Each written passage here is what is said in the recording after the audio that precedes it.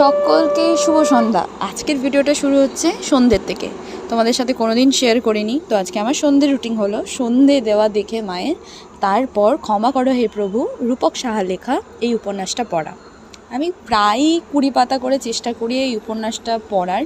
খুবই ভালো একটা উপন্যাস, আমি পুরোটা শেষ করে তোমাদেরকে সাজেস্ট করবো এই উপন্যাসটা পড়ার জন্য। আর এই যে আমি আমার বুকমার্কসটা দেখাচ্ছি তোমাদেরকে। পড়তে পড়তে পেটের মধ্যে দুটো ইঁদুর এসে বলল এবার আমায় খেতে দে। তাই লেগে পড়লাম সুজির হালুয়া বানাবো বলে।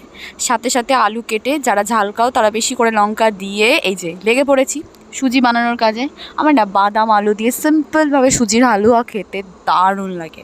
আর রাত্রে মা বানাচ্ছিল মালপোয়া। তোমাদের কার কার বাড়িতে মালপোয়া হয় আমায় জানিও তো।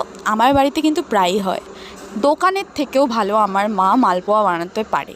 তো তোমাদের যদি কারো মালপোয়ার রেসিপি লাগে ঝটপট আমাকে কমেন্টে জানাও। আমি নেক্সট ভিডিওতে, যদি তোমরা কমেন্টে জানাও তাহলে আমি নেক্সট ভিডিওতে আনার চেষ্টা করব। এটাই রাতের ডিনার করে শুতে চলে গেলাম। দেখা হচ্ছে নেক্সট মেরি ভ্লগে। ততক্ষণের জন্য সবাই সুস্থ থেকো, ভালো থেকো, রাধে রাধে।